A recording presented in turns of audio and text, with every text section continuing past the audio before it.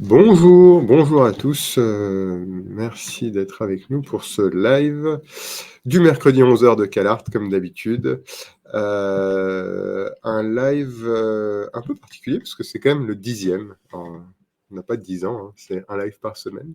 Mais, euh, mais voilà, je suis quand même fier de faire un peu ce petit bout de chemin avec vous au fur et à mesure du temps. On voit qu'il y a des gens qui reviennent régulièrement et c'est chouette.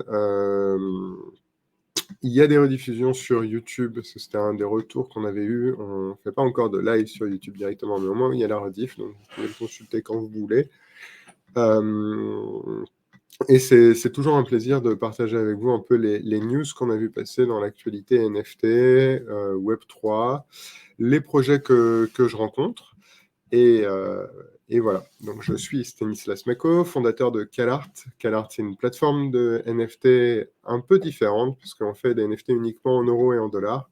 L'idée, c'est vraiment de faire en sorte que les NFT deviennent simples, faciles, accessibles à tous, et de faire en sorte que ce soit moins compliqué d'en avoir, moins compliqué de s'en servir, et on met en place toutes les solutions techniques pour ça. Donc à la fois pour les artistes, mais aussi pour les entreprises qui souhaitent se lancer dans les NFT. Et justement, une des entreprises qu'on a accompagnées cette semaine dans son projet, c'est Graphonage. Et donc, je vous montre ce qu'ils font directement là sur le live. En fait, c'est un collectif qui rassemble plein de dessinateurs de presse et qui fait en sorte qu'en fait on puisse acheter des dessins de presse, parce qu'il y a tout un problème économique quand même autour du dessin de presse, et c'est assez mal rémunéré par les journaux, parce qu'il y a un problème économique à peu près d'une manière générale dans le monde de la presse. Et l'idée de Graphonage, en fait, c'est de reprendre les dessins de presse, bien sûr avec les ayants droit, hein, ils sont tous là, ils sont tous d'accord. Et grâce à tout ce contenu, de le mettre en vente et de rémunérer les artistes. Donc, ça permet d'avoir différents types de NFT. Là, on a ce, ce, ce petit jeu de mots. La ruée vers le Nutella, c'est quelque chose qu'on avait vu il y a quelques années où Intermarché avait fait une promo et tout le monde se battait pour avoir du Nutella, mais aussi des dessins un peu plus d'actualité, on va dire, avec de nombreux sujets autour de Poutine. Et l'idée, c'est que derrière, ces NFT en fait, soient extrêmement simples à acheter, juste en cliquant sur le bouton acheter, on rentre sa carte bleue. Enfin, on crée son compte, on rentre sa carte bleue et on paye en euros. Le wallet est géré automatiquement. Ça peut être aussi votre wallet MetaMask si vous le souhaitez. Et tout ça sur une blockchain neutre en carbone, parce que c'est la blockchain Polygon qui fonctionne en Proof of Stake. Donc voilà, l'idée c'est que en fait, Graphonage, c'est vraiment un exemple de ce qu'on sait accompagner et de ce qu'on sait faire. Et après ça, sur la plateforme, d'une manière générale, il y a plein d'autres artistes, plein d'autres œuvres qui sont mises en vente. Mais ici, on est dans un environnement qui est propre à Graphonage. Donc, on ne peut plus vraiment en sortir. L'idée, c'est qu'on a créé une zone, un profil en marque blanche. Et du coup, ça permet d'avoir un peu de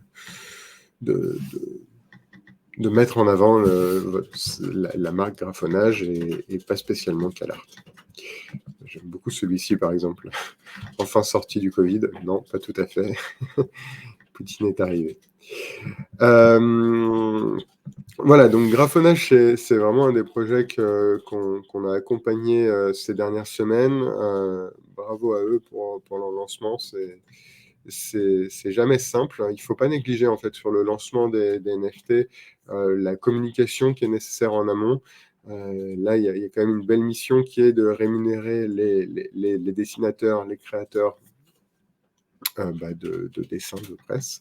Et, et donc, il faut absolument communiquer dessus pour que ça décolle de plus en plus et qu'ils continuent de mettre d'autres dessins et d'avoir de plus en plus d'artistes. Parce que donc, précision que je n'ai pas donnée, c'est des artistes mondiaux. Il n'y a pas que des artistes français. Donc je vous invite à aller voir le site dont l'adresse est affichée à l'écran. Il y a même la version un tout petit peu plus courte avec juste calart.io /graphonage. Je le tape en même temps, pas que je fasse de faute. Voilà. Donc ça, c'était un peu une des actualités. Ils ont fait leur lancement hier. Donc ça démarre. Dans les autres actualités de la semaine que j'ai vu passer, j'ai eu des discussions aussi au sujet de l'utilisation des NFT autour d'un personnage. C'est un projet dont je vous avais parlé il y a quelques temps, et c'est toujours d'actualité. Il y a vraiment en fait cette idée de prolonger la vie des personnages qu'on rencontre dans le monde du papier, donc dans des livres ou ce genre de choses. En fait, prolonger leur existence de manière numérique et en fait pouvoir créer des communautés autour de ça. Je trouve que c'est vraiment intéressant parce que ça permet de toucher un peu un nouveau public ou sinon de toucher, de donner une extension au public qu'on a de base sur papier et de l'amener dans le numérique, de l'amener sur les réseaux sociaux, d'avoir une communauté soudée et donc en fait de pouvoir interagir avec. Et l'idée, c'est que derrière, avec cette communauté soudée, vous allez pouvoir faire des nouveaux projets, vous allez pouvoir construire de nouvelles choses. Donc c'est super intéressant. On travaille aussi sur un projet avec des NFT sur un dessin animé, un vieux dessin animé qui est revenu au goût du jour ces dernières années. Et en fait, l'idée, là, c'est plus de faire des NFT pour mettre en avant la beauté du dessin et vraiment le côté artwork. Et j'aime beaucoup l'idée. Je vous en reparlerai, je pense, dans les semaines prochaines. Mais en fait, il ne faut pas négliger le fait que les NFT ne sont pas forcément que à vendre, mais sont aussi un peu une manière d'exposer du travail. Et en fait, ça existait déjà, hein, les expositions d'œuvres numériques. Mais en fait, vraiment, ce côté NFT rappelle et renforce l'unicité qui est derrière la création. Et du coup, rappelle en fait le travail qui a été nécessaire pour créer ces œuvres. Et je trouve que ça renforce beaucoup, encore une fois, l'histoire qu'on raconte autour. On n'est pas simplement en train de montrer des images, on est en train de montrer du travail d'artiste. Et ça donne une autre vision sur le travail nécessaire pour la création des œuvres. Un autre projet qui avance, mine de rien, c'est un projet dans le monde du sport. Et en fait, on voit passer, bien sûr, on a vu tous passer Sorare et les NFT de joueurs de foot. On a vu passer NBA Top Shot et les NFT de joueurs de basket. En fait, c'est souvent là aujourd'hui un premier aboutissement qui est de se dire on va acheter le NFT d'un joueur en particulier, peut-être d'une équipe. Mais en fait, dans NBA Top Shot, on touche aussi du doigt d'acheter des NFT de moments. Et en fait, l'idée derrière les NFT, c'est qu'on achète aussi des souvenirs. Et il peut y avoir des souvenirs dans le sport qui nous parlent beaucoup. Et cet aspect NFT fonctionne particulièrement bien. Et en fait, on peut très bien du coup aussi acheter par exemple des NFT d'un match et dire j'ai été dans un stade à tel match et en fait j'achète le NFT du match. Ça peut représenter derrière un peu les mêmes idées que ce qu'on retrouve avec le billet. Quand on a un joli billet papier, on collectionne. Avec les NFT, avec la technologie d'une manière générale, maintenant le billet c'est devenu une pauvre feuille A4 qui a de moins en moins de valeur, et encore si elle a été imprimée, c'est même souvent juste un email. Donc peu de valeur émotionnelle, pas très collectionnable, et donc un peu quid du souvenir qu'on en a, pas grand-chose. L'idée c'est qu'en fait il y a vraiment la possibilité d'amener les organisateurs de compétition ou les organisateurs d'événements à créer des NFT pour supporter le souvenir de l'événement, comme dans un concert, par exemple, on peut acheter un poster. Et à la fin du concert, on achète le poster parce qu'on a passé un excellent moment. En fait, maintenant, on peut aussi se dire qu'on achète le NFT du concert parce qu'on a passé un excellent moment. Et on dira toujours, oui, mais le poster, l'avantage, c'est que je l'accroche dans ma chambre. Oui, mais l'avantage, c'est que le NFT, vous pouvez le voir tout le temps quand vous êtes sur un appareil électronique. Donc, à peu près, dans mon cas, 70% de ma journée. En tout cas, beaucoup plus que dans ma chambre où j'y vais pour fermer les yeux et dormir. Donc, il y a vraiment un peu une nouvelle... avec le NFT, avec la technologie NFT, il y a vraiment tout un nouveau pan d'usage qui se crée et j'adore voir passer ces projets-là. Nous, on adore les traiter. Il y a vraiment des nouveaux usages qui se créent, des nouvelles relations avec la collection qui se crée et c'est hyper intéressant.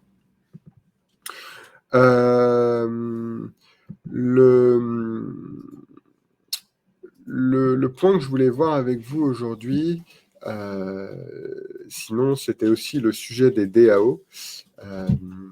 Et je me demandais si vous saviez ce que c'était. Donc, n'hésitez pas à interagir dans le chat. C'était un peu le titre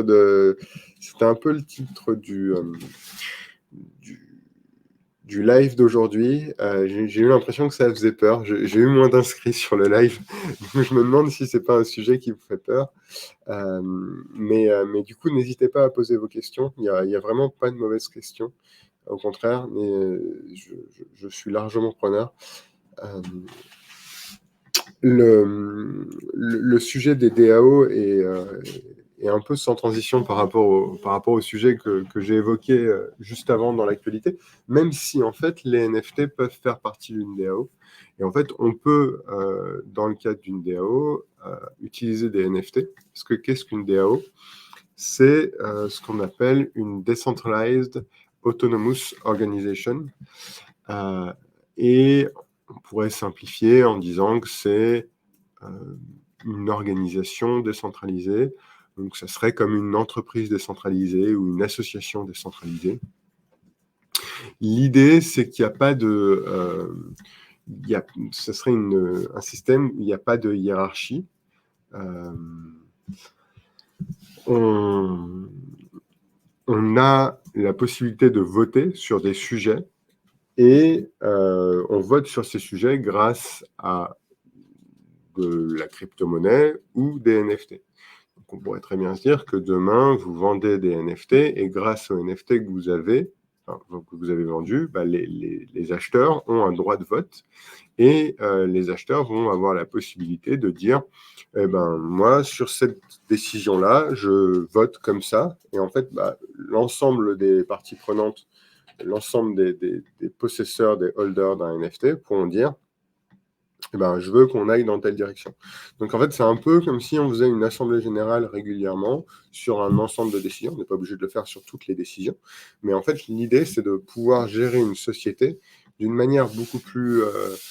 d'une manière coopérative, en fait. Donc, c'est des formats qu'on a légalement en France. On a des formes de coopératives, on a d'autres...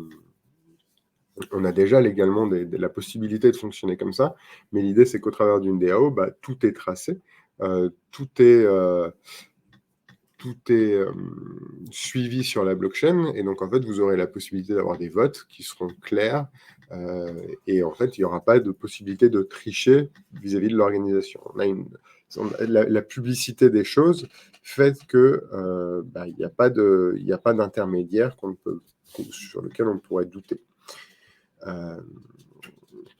Et du coup, ça rajoute beaucoup d'intérêt. On peut imaginer, par exemple, une DAO dans le monde caritatif, où on va dire, le but de la DAO, c'est de rassembler un maximum d'argent, et cet argent, qui peut être stocké d'ailleurs sur la blockchain, en fait, va être transféré suite à un don à telle association pour promouvoir telle activité.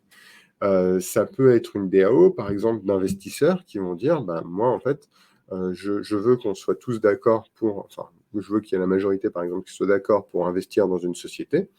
Et je vais rassembler un certain nombre de votants. Enfin, je vais donner des droits avec les NFT.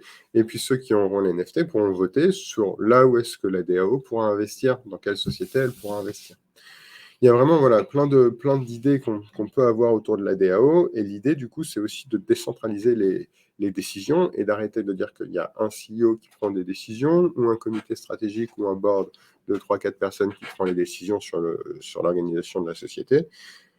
C'est un ensemble de personnes qui décident par rapport à l'argent au final qu'ils auront investi dans la DAO. Et ça permet d'avoir quelque chose qui est beaucoup plus éclaté, beaucoup moins hiérarchique et beaucoup plus sûr, on va dire, en termes de transparence. Donc les DAO rajoutent vraiment une nouvelle façon de concevoir l'organisation d'une manière générale. Et ça peut être très intéressant. Par exemple, il y a des plateformes de vente de NFT qui fonctionnent, qui n'autorisent que certains artistes à travers une DAO. Et en fait, c'est ceux qui ont investi dans la plateforme NFT, donc au travers je crois, d'une crypto-monnaie, là, en l'occurrence, qui vont pouvoir dire, bah oui, toi, tel artiste, tu peux rentrer sur la plateforme. Donc ça ramène vraiment une nouvelle façon de voir les choses. Et là-dedans, en fait, les NFT peuvent être très bien justement cette clé d'entrée, ce ticket, ce droit de vote pour dire, bah moi, en fait, j'achète un NFT sur tel projet parce que je sais que il me permettra de, par exemple, je sais pas, décider enfin, imaginons par exemple un NFT associé à une DAO qui gère un immeuble. Je prends un exemple. Et ben, on pourrait dire, si je suis possesseur du NFT, donc on va dire que l'argent récolté dans cette DAO permet d'acheter un immeuble, et en fait, bah, les dossiers des locataires passent en vote à la DAO, et chaque locataire, en fait, bah, chaque holder du NFT donne son avis sur les locataires. Et puis il faut 51%, par exemple, pour valider un nouveau locataire. Ça peut être un exemple où on a du coup un phénomène où en fait l'achat du NFT correspond un peu à l'achat d'une part dans une SCI et derrière en fait la gestion locative se fait au travers de ce NFT. L'idée encore une fois c'est vraiment d'avoir toute une longueur sur la chaîne de valeur et encore une fois on est toujours dans un système de projet donc c'est pas parce qu'on commence à mettre de l'argent que c'est la fin du projet, c'est plutôt au contraire on commence à avoir le NFT, on commence à être dans le début du projet, dans ce qui va suivre. Parce qu'en plus, après, quand on hold le NFT, du coup, bah, on peut très bien aussi toucher des bénéfices par rapport à ce qui se passe dans la vie de la DAO. Et il pourrait, par exemple, s'il y a une DAO qui existe, je crois, il me semble que c'est les collectionneurs. Je pense qu'ils fonctionnent sur le mode d'une DAO. Si on est holder de la crypto-monnaie de les collectionneurs, donc les collectionneurs, c'est un collectif de collectionneurs de NFT. Et en fait, ils peuvent décider de quand est-ce qu'ils veulent vendre une œuvre, parce que donc en fait, ils reçoivent des œuvres, ils achètent des œuvres, et ils peuvent décider de vendre une œuvre, et l'argent qui est vendu, l'argent qui est récupéré en fait, bah, retourne dans le collectif et peut être servi à être réinvesti, mais pourrait très bien aussi servir à rémunérer les holders de la crypto-monnaie des collectionneurs. Et je pense, voilà un peu ce que je pouvais vous dire sur le sujet des DAO. N'hésitez pas, du coup, il y a Benjamin qui est passé par là, qui disait bonjour, et donc bonjour Benjamin. Mais n'hésitez pas si vous avez des questions sur le sens que peuvent avoir les DAO. En fait, là, je voulais prendre un peu aujourd'hui un sujet un peu technique, essayer de vous le simplifier parce que on entend parler de beaucoup d'acronymes en fait dans le monde des NFT ou même dans le monde du Web3 en général. Et je m'étais dit que ça pouvait être sympa de faire un petit focus spécifique sur ça.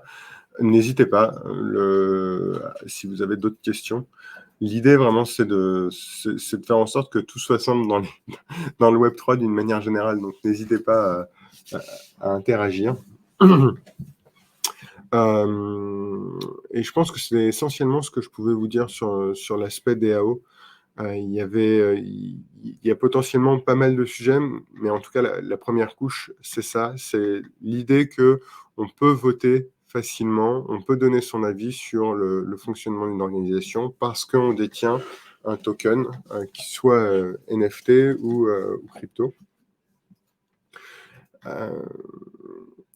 Voilà.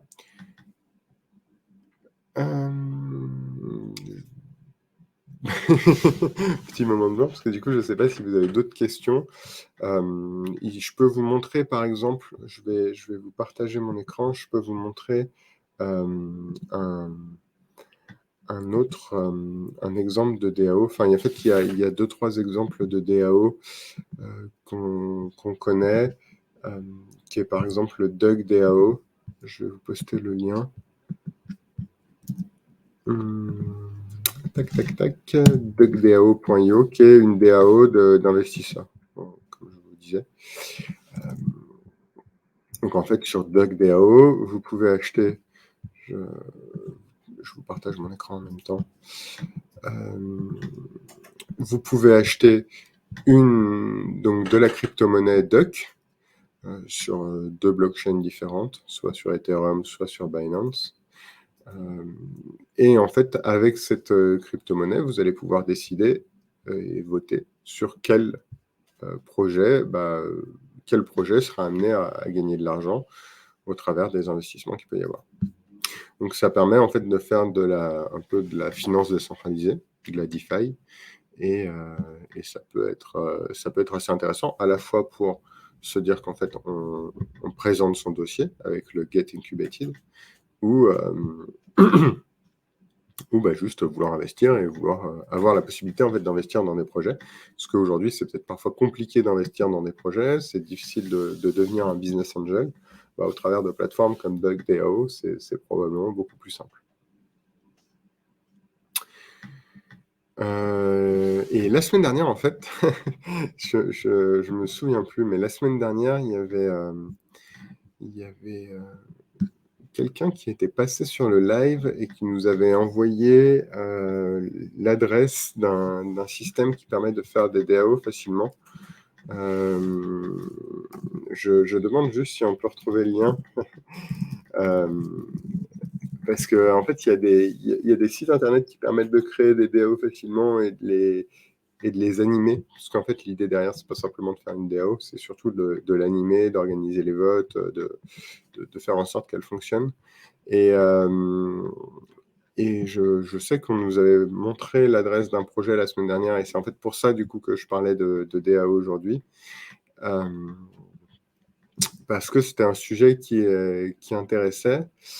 Et du coup, soit on arrive à me souffler le lien dans l'oreillette très rapidement et je vous le partage sur le chat, soit n'hésitez pas en fait à chercher un peu dans Google. Il y a des solutions pour faire des DAO facilement, et en fait il y a des organisations, enfin des services sur Internet qui permettent un peu de structurer les DAO un peu automatiquement pour avoir des règles très claires. Donc, n'hésitez pas à regarder ça si le sujet des DAO vous intéresse. Je ne sais pas si ça vous inspire. Je vois qu'au fur et à mesure du temps, il y a des gens qui nous ont rejoints. Donc, pour rappel, aujourd'hui, on a parlé des DAO, on a parlé de le projet Graphonage qui s'est lancé. Là, du coup, je ne crois pas que ce soit ThirdWeb qu'on nous a envoyé la semaine dernière, mais du coup, il y a ThirdWeb qui permet de créer des projets facilement. Voilà.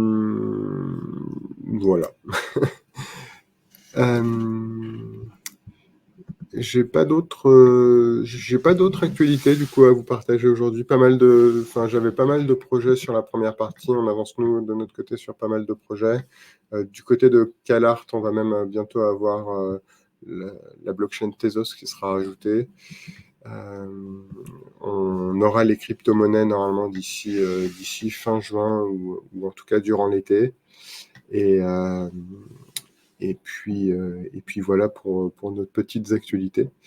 Donc, comme d'habitude, hein, n'hésitez pas à interagir même après le live, à répondre ou à rajouter des commentaires si vous regardez le live en replay. C'est là pour ça. Nous, on y répond et on y porte beaucoup d'attention. Sinon, venez me contacter en DM si vous avez des questions particulières. Je vous souhaite une bonne journée et comme d'habitude, on va se quitter en musique. Nourrir les canards. Je sais pas si ça vous inspire. Peut-être parce que j'ai faim et que c'est bientôt l'heure du déjeuner. Passez une bonne journée et à la prochaine.